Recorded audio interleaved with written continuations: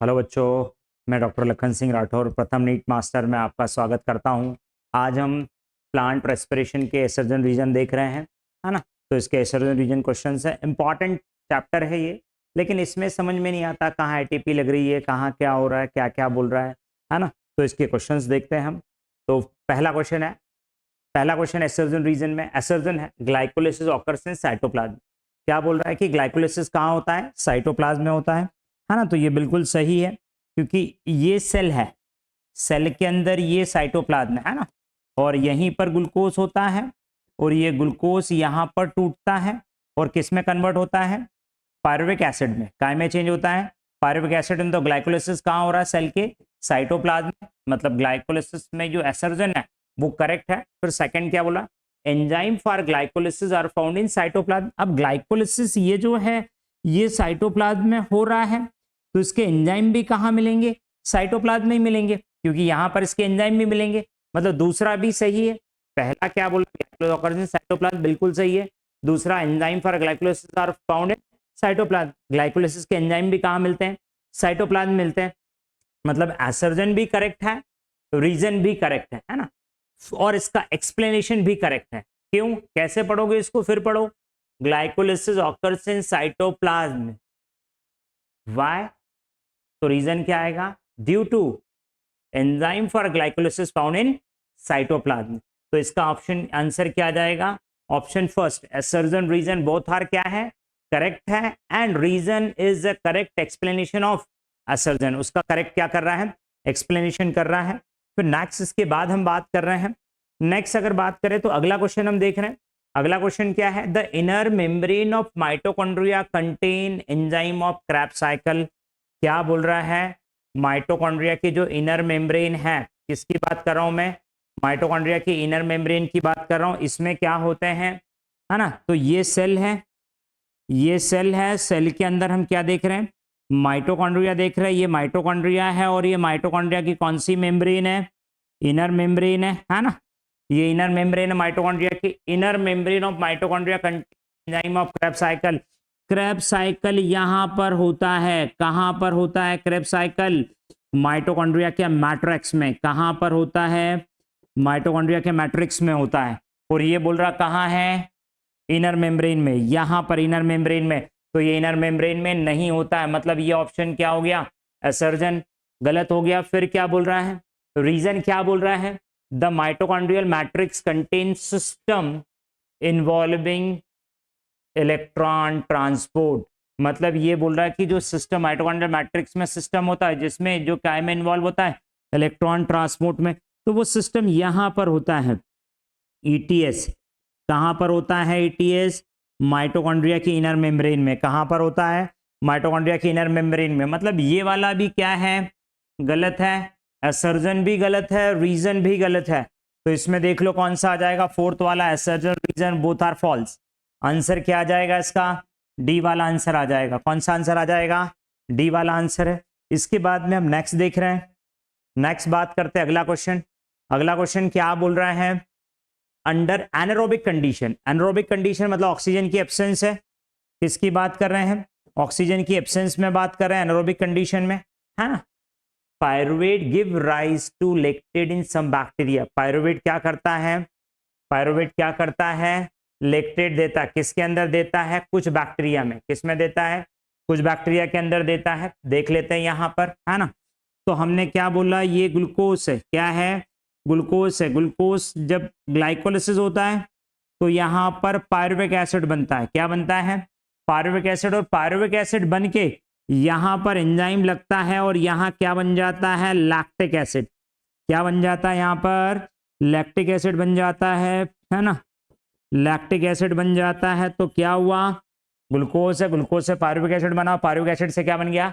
Lactic acid. तो ये बोल रहा under anaerobic condition pyruvate give rise to lactate in some bacteria. Some bacteria के अंदर क्या होता है?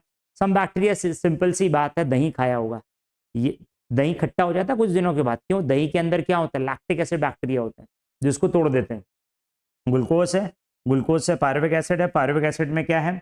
से लैक्टिक एसिड बना। तो यहाँ पर बैक्टीरिया है ना, ये बैक्टीरिया के अंदर होता है जिसमें लैक्टिक एसिड ये बन जाता है। तो ये पहला जो सेंटेंस है ये करेक्ट है। है ना। दूसरा बात करें under anaerobic condition pyruvate give rise to acetyl coenzyme में, नहीं एनारोबिक कंडीशन में नहीं, यहां पर क्या बोलेंगे एरोबिक कंडीशन में। क्यों? क्योंकि ग्लूकोज है, ग्लूकोज से पायरुविक एसिड बना, अगर O2 एब्सेंट है, अगर ये एब्सेंट है तो इधर हो जाएगा, और अगर ये प्रेजेंट है तो क्या हो जाएगा एसिटाइल कोएंजाइम में बन जाएगा। क्या बन जाएगा? एसिटाइल कोएंजाइम में, जिसको हम क्या बोलते हैं लिंक रिएक्शन, जिसको हम क्या बोलते हैं लिंक रिएक्शन, है ना। कौन से रिएक्शन बोलते हैं? लिंक रिएक्शन बोलते हैं। चीजें क्लियर है? तो यहां पर क्या सही है? असर्जन सही है और रीजन गलत हो गया। क्या गलत हो गया? रीजन गलत हो गया। तो इसका आंसर कौन सा आएगा? आंसर आएगा असर्जन ट्रू, रीजन फॉल्स।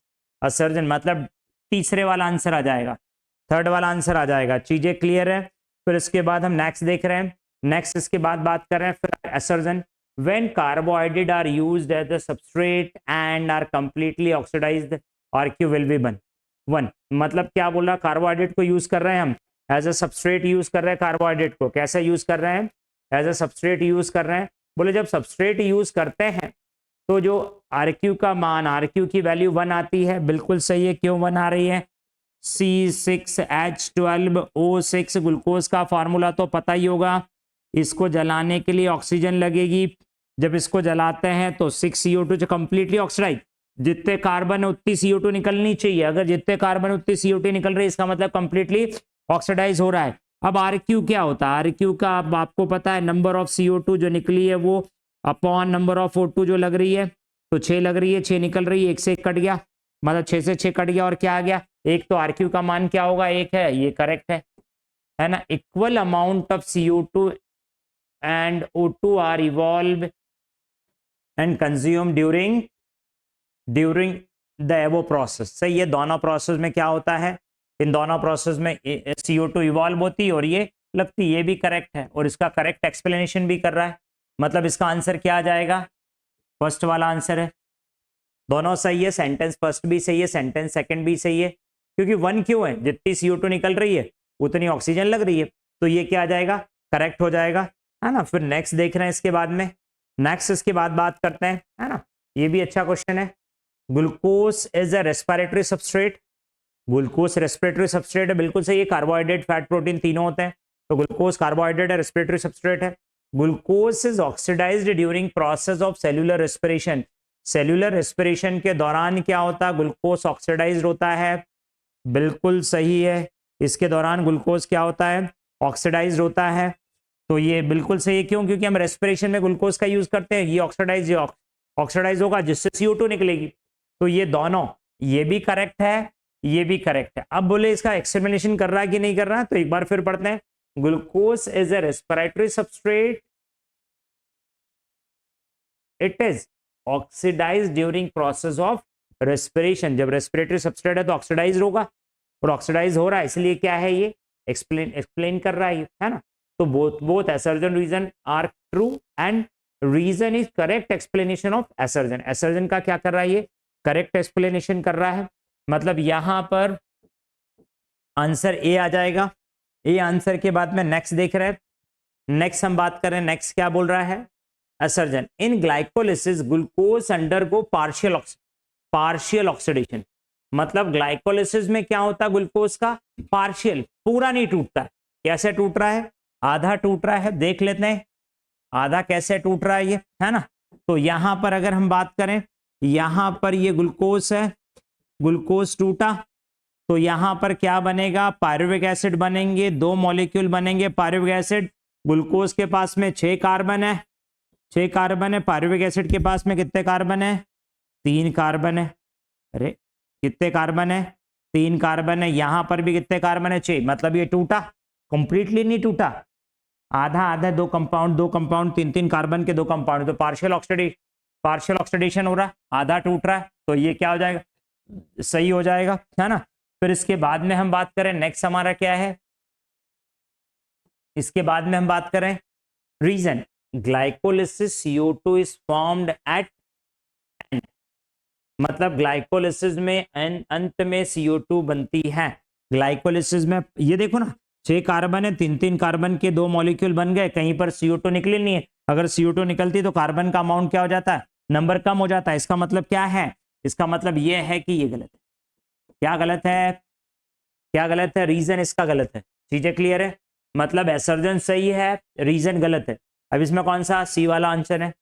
बॉस बहुत मतलब इसको सिंपल सी अप्रोच से करना है, सीधे सीधे सेंटेंस को पढ़ना है और देखना क्या बोल रहा, सही है गलत है, तो ऑटोमेटिक आपको लग जाएगा, है ना। और बहुत सिंपल है ये। फिर नेक्स्ट हम देख रहे हैं इसके बाद में, नेक्स्ट क्या बोल रहा? Oxidation of one molecule of NADH give rise to 3 ATP molecule. मतलब ये बोल रहा है कि जब NADH का ऑक्सीडेशन होता है, NADH इलेक्ट्रॉन ट्रांसपोर्ट चेन में जाता है, तो बोले इससे 3 ATP निकलती है। बिल्कुल सही है। एक NADH जाएगा, एक NADH जाएगा तो कितनी ATP मिलेगी? 3 ATP मिलेगी। सही है, तो ये वाला सही है। दूसरा oxidation of one molecule of FADH2, है ना, यहां पर भी NADH2 है ना, तो give rise to 2 ATP molecule. सही है। एक FADH2 जाता है तो कितने मिलते हैं? 2 ATP मिलती है। बिल्कुल सही है, दोनों का करेक्ट है। फर्स्ट भी करेक्ट है, सेकंड भी करेक्ट है। लेकिन अब देखो इसका रीजन ये नहीं है, ये तो हमको सीधे सीधे समझ में आ रहा है कि भाई इसकी ऑक्सीडेशन होता है 3 ATP मिलती है, पर इसका रीजन ये थोड़ी है कि इसका ऑक्सीडेशन होता है तो 2 ATP मिलती है। मतलब क्या बोल देंगे हम? असर्जन करेक्ट, रीजन करेक्ट, पर explanation the explanation of the assertion ये करेक्ट नहीं है। चीजें क्लियर है? मतलब इसका आंसर क्या आ जाएगा? बी वाला आंसर आ जाएगा। नेक्स्ट देखते हैं, assertion fermentation and aerobic respiration generate different amount of ATP। क्या बोल रहा है ये बोल रहा है कि फर्मेंटेशन है। क्या है? फर्मेंटेशन है। फर्मेंटेशन आप जानते ही हो, है ना। फर्मेंटेशन से किससे होगा? थोड़ा था इसको नीचे कर लेते हैं हम, है ना। ये आ गया है फर्मेंटेशन। सुनो, अब क्या फर्मेंटेशन मतलब? Aerobic respiration. ग्लूकोज C6H12O6 है, फर्मेंटेशन होगा, है ना। फर्मेंटेशन होगा, फर्मेंटेशन में अल्कोहल बनती है, जानते ही होंगे। अल्कोहल तो बहुत अच्छे से जानते होंगे, PhD की होगी इस पर, है ना। अल्कोहल बनती है और क्या निकलती है यहाँ पर? CO2 निकलती है। इसके 2 मॉलिक्यूल है और इसके कितने मॉलिक्यूल है? 2 मॉलिक्यूल है ना।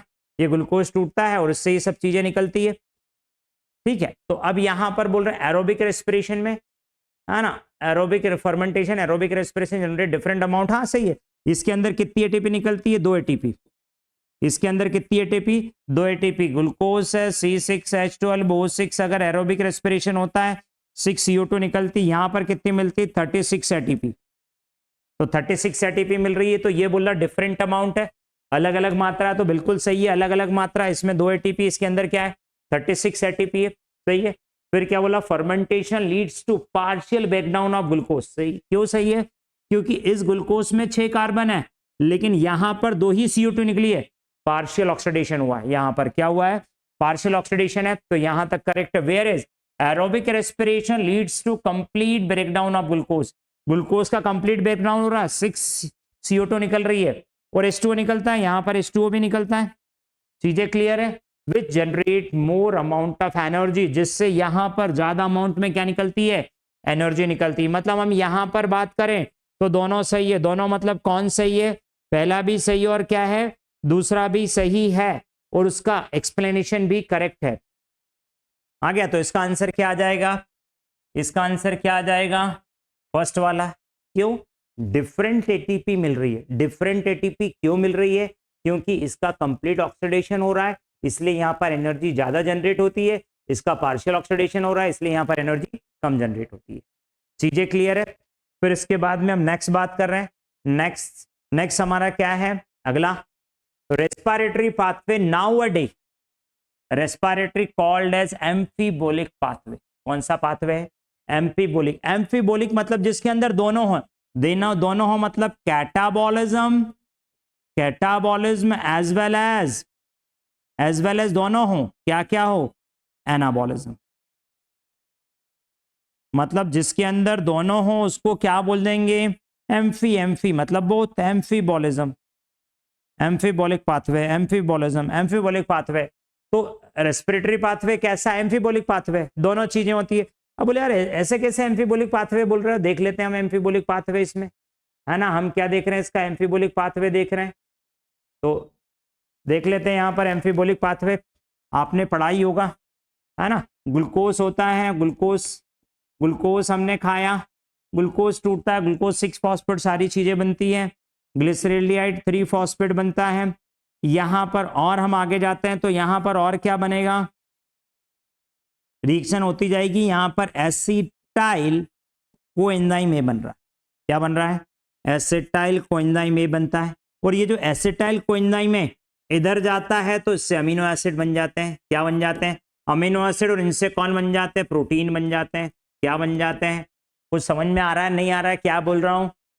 ये ग्लूकोज है, ग्लूकोज आपने खाया, बहुत सारा खाया, है ना। ग्लूकोज मतलब खाना खाया, डाइजेशन होगा, ग्लूकोज बनेगा, ग्लूकोज बॉडी में एब्जॉर्ब होगा, एब्जॉर्ब के बाद सेल में जाएगा, बहुत सारा सेल में जाएगा, बहुत सारा खाओगे बहुत सारा जाएगा, बहुत सारा एसिटाइल कोएंजाइम बनेगा। अब आपको एक चीज पता है कि जो अमीनो एसिड है इसेंशियल होते हैं, नॉन एसेंशियल होते हैं। मतलब जो अमीनो एसिड हमारी बॉडी के अंदर बनते हैं वो कैसे होंगे, नॉन एसेंशियल। तो वो अमीनो एसिड यही तो बन रहे हैं, ये एसिटाइल कोएंजाइम ही तो बना रहा है अमीनो एसिड। तो ये अमीनो एसिड बन रहा है और इन अमीनो एसिड से क्या बनेगा, प्रोटीन बनेगा। दूसरा अगर हम यहां पर बात करें, यही एसिटाइल कोएंजाइम है जिससे क्या बनेगा, फैटी एसिड। क्या बनेगा, फैटी एसिड, और यहां से क्या बन जाएगा, फैट बन जाएगा, फैट। और यहां से भी इससे डाइहाइड्रोक्सी एसीटोन फॉस्फेट बनता है ना। और ये एसीटोन फॉस्फेट से ग्लिसरॉल बनता है और ग्लिसरॉल से फैटी एसिड बन जाता है। चीजें क्लियर है, मतलब यहां पर अगर हम बात करें, चीजें क्लियर है ना। यहां पर हम बात करें तो ये डाइहाइड्रोक्सी एसीटोन फॉस्फेट है जिससे क्या बनेगा, ग्लिसरॉल। क्या बनेगा, मैं यहां पर लिख रहा हूं, है ना, ये बन रहा है ग्लिसरॉल, ग्लिसरॉल, और ग्लिसरॉल से फैट। इधर इससे क्या बनेगा, फैटी एसिड। क्या बनेगा, फैटी एसिड। और फैटी एसिड और ग्लिसरॉल ये दोनों मिलकर क्या बनाते हैं, फैट। ये दोनों मिलकर फैट। तो यहां से ये इधर आया, इधर से ये चला गया, और यहां से भी इधर चला गया। मतलब अब हम बोलते ना यार कि हम खाना खा रहे हैं, बोले यार ये 2 रोटी खाता फिर भी मोटा हो रहा है। मोटा व्यक्ति बोले 2 रोटी खा रहा फिर भी मोटा हो रहा है, क्यों मोटा हो रहा है, उनने जितना ग्लूकोज आया ये बना, एसिटाइल कोएंजाइम बना, यहाँ से ये और यहाँ से फैट डिपॉजिट हो। 2 रोटी खा रहा तो भी, क्योंकि काम नहीं कर रहा है ना, आलसी है। काम करेगा तो ग्लूकोज बर्न होगा, नीचे क्रेब्स साइकिल चलेगा, है ना। तो ये हो रहा है। अच्छा, इधर ये बन रहे हैं। अब जब आप भूखे रहोगे, जब आप भूखे हो, अगर आपको खाना नहीं मिला है तो ये पाथवे बंद होगा। क्यों बंद होगा, जितना भी बॉडी में ग्लाइकोजन है पूरा ग्लाइकोजन यूज हो जाएगा, इसके बाद खत्म। फिर क्या टूटेगा, फिर क्या टूटेगा, फैट टूटेगा। तो ये फैट टूटेगा इधर से, यहां से फैट टूटेगा, ये यहां से ये ऐसे आने लग जाएगा। तो दोनों हो रहा है, एनाबॉलिक भी और कौन सा है, कैटाबॉलिक भी है, इसलिए इसको बोलते हैं एम्फीबोलिक पाथवे। तो कौन सा पाथवे, एम्फीबोलिक पाथवे। इनमें दोनों चीजें होती है, कैटाबॉलिज्म भी होता है और क्या होता है, एनाबॉलिज्म भी होता है। मतलब हम इसको क्या दे देंगे, इसमें क्या दे देंगे, इसका करेक्ट ऑप्शन क्या आ जाएगा, A, assertion and reason both are true. दोनों क्या है, true, and the reason is correct explanation of assertion. जो है ये रीजन क्या है, असर्जन का करेक्ट एक्सप्लेनेशन कर रहा है।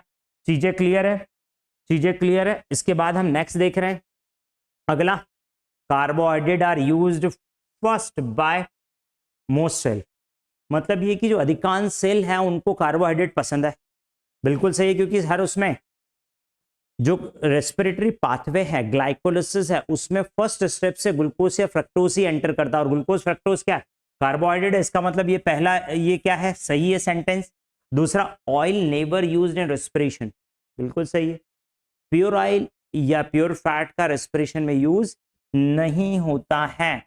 मतलब हम यहां पर बात करें तो ये वाला गलत है, पहला सही है, दूसरा गलत है, आंसर यही निकल गया।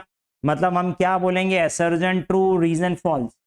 क्या बोल देंगे, असर्जन ट्रू है, रीजंस क्या है, फॉल्स है। नेक्स्ट देख रहे हैं असर्जन में, है ना, glycolysis occurs in the matrix of mitochondria.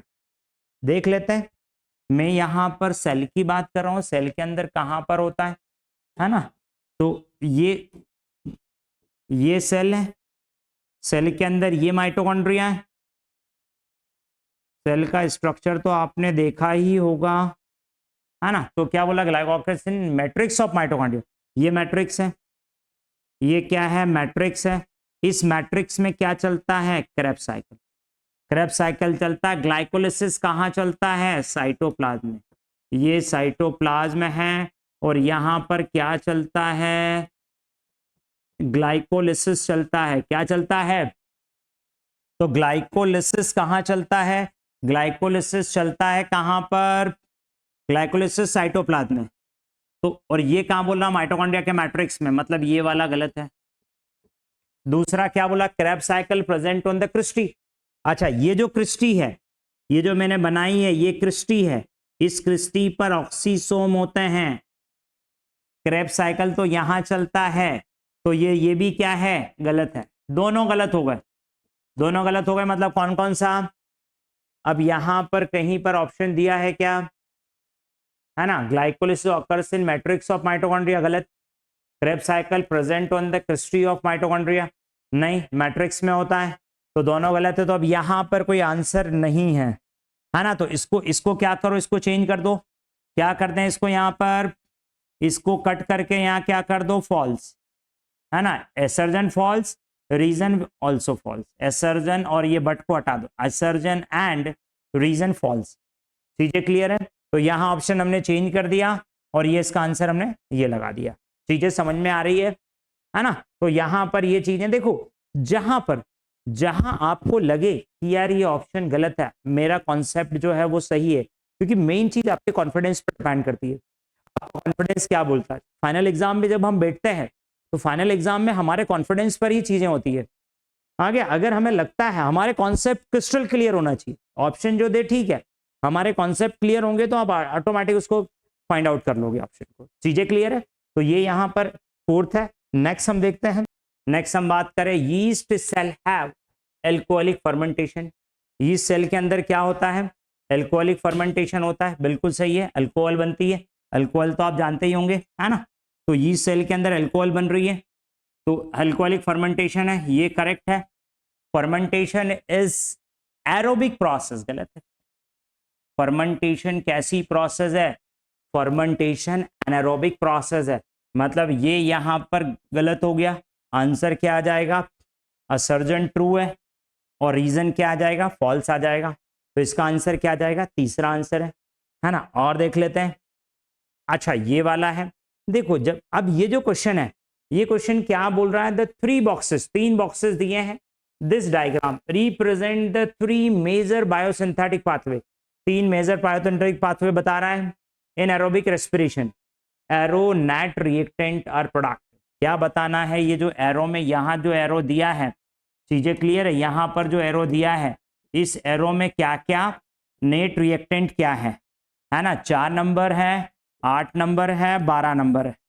4 number, 8 number, 12 number में क्या प्रोड्यूस हो रहा है ये बताना है। अच्छा, मेजर बायोसिंथेटिक पाथवे हैं। अब मेजर देखो यार, अब रेस्पिरेशन में बात करें तो 3 मेजर पाथवे। एक क्या हो जाएगा? ग्लाइकोलिसिस हो रहा है। एक इसके अंदर बात करें तो क्या है? ग्लाइकोलिसिस है। अच्छा, ग्लाइकोलिसिस के बाद में दूसरा बात करें तो क्रेब्स साइकिल है। तीसरा बात करें तो ईटीएस है।